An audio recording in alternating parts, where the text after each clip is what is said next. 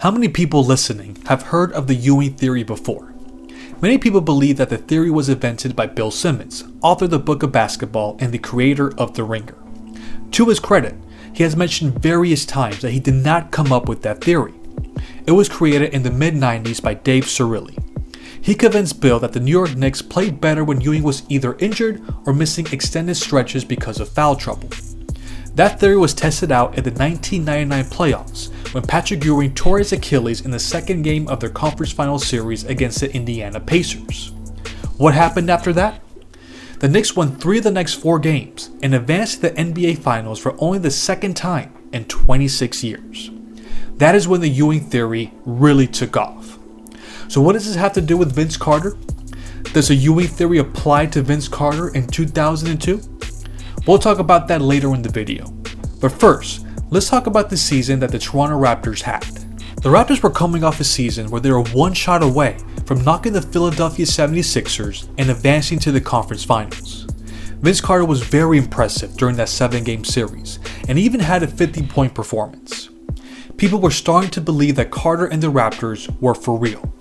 In fact, Sports Illustrated mentioned in an article in 2002 that some of their experts were picking Toronto to come out of the East, so they had very high expectations. For the first half of the season, the Raptors were playing pretty well. At the All-Star break, the Raptors had a 29-21 record. They had the 3rd best record in the East, and they were just coming off a big win against the San Antonio Spurs. At this point, there was no question that they were going to make the playoffs. As far as how Vince Carter was playing, he was doing okay. He finished 7th in the league in scoring, but his efficiency dropped by a lot. He went from averaging 46% from the field to 42%. But there is an explanation for all that. In the first game of the season, Carter banged his left knee against Horace Grant's leg and was taken out of the game. Ever since then, it just seemed like he was hobbling throughout the season. So he wasn't really himself during this year. But take a look at what happened right after the All-Star break. All hell broke loose. They went on a 13-game losing streak. For the first few games, the Raptors were without 4 key players, including Vince Carter, who was placed on the injured list for 7 games with a strained left quadriceps. It's understandable that the Raptors couldn't get anything going offensively without their star player. But when Carter came back, he just wasn't the same. He played the next 11 games, but they went 1-10 during that span. After the 32-point loss against Minnesota, Carter was shut down for the season and he had surgery on his left knee. So that confirms that Carter wasn't at 100% and he was playing injured. At the time, the Raptors had a 30-38 record with 14 games remaining for the playoffs. They were sitting at the 11th spot in the Eastern Conference standings and were 4.5 games back from the 8th spot. At this point, everybody was thinking the same thing. The season is over and let's just worry about next year. Here's where all the craziness started happening. Immediately after Carter was ruled out for the season, the Raptors were winning and they couldn't stop winning. They went on a 9-game winning streak. What's interesting is that 5 of those games were won by 2 points or fewer. Although they didn't have their closer, they had a variety of players that stepped up in big moments. Most notably, it was Morris Peterson and Antonio Davis. Check out what Jerome Williams said after their defeat against the Bulls. Quote, "Morris and Antonio have really stepped up their games. They are giving us that inside-outside punch that we needed." End of quote. Then there were games where they blew the competition, like when they beat the Atlanta Hawks by 39 points. Then the following game, that is when they proved to the world that they were for real. Against the best team in the East, the New Jersey Nets, they blew them away by 19 points. In the third quarter, they were up by 36 points against a team that ended up going to the finals. This was no fluke. Teams now had to take them seriously. They ended their season winning 12 of the last 14 games and they made the playoffs as the 7th seed. But some people were still not taking this team seriously, and rightfully so. You're not supposed to make a series competitive against one of the best defensive teams in the league without your star player. That goes against all common knowledge.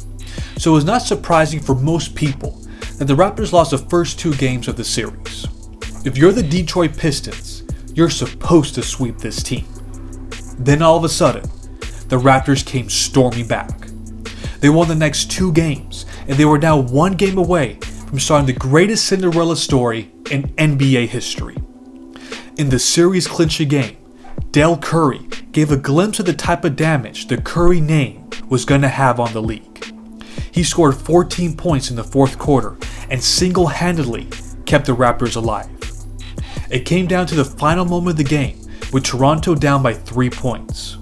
So you would think at this point, run the play for Curry, am I right? Well, Chris Childs, I guess, was trying to draw the foul and threw up a terrible shot that ended the season. That was also the last game Dell Curry ever played. But that just shows how close they were to knocking out the Pistons without Vince Carter. So here's the $1 million question. What on earth happened to the Toronto Raptors? How did they get so good right after Carter was out for the season? So how about we let the Raptors players explain to us how they were able to flip that switch so quickly. This is what 2 different Raptors players said to reporters during that 9-game winning streak. This is what Alvin Williams said, quote, "It's weird. We're just playing good team basketball. We're not relying on one player to do it all." End of quote. This is what Morris Peterson said, quote, "We're playing well together as a team.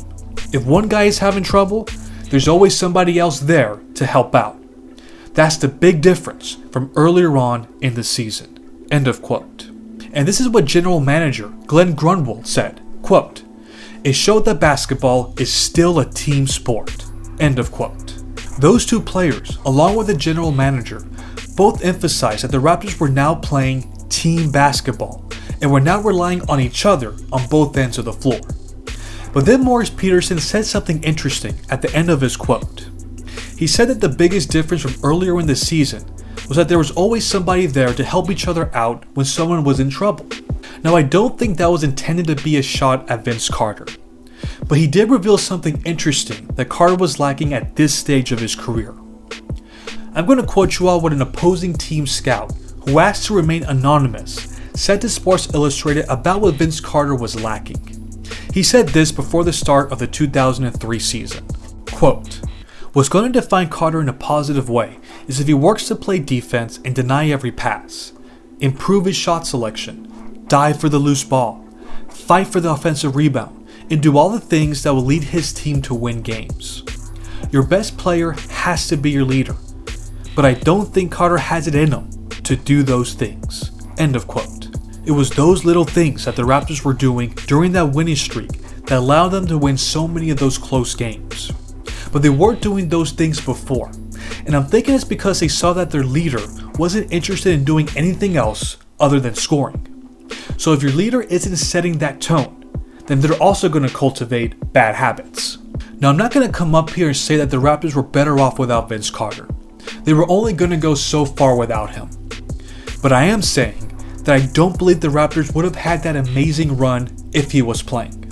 So I think the Ewing Theory applies for this season only for Vince Carter and the Raptors. As much as I love him and his game, let's not forget what happened in the last 2.5 seasons of his stint with Toronto. They never went back to the playoffs.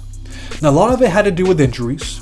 A lot of it had to do with the incompetence of the Raptors front office. There are a lot of fingers to point, but as time went on, the more frustrated Carter was, and the less inclined he was to be an exemplary leader for his troops. Sometimes, talent can only get you so far. It's true that in the NBA, talent always wins. But in rare cases, the team that has great chemistry and plays for each other sometimes comes out on top. And maybe that was the case for the 2002 Toronto Raptors.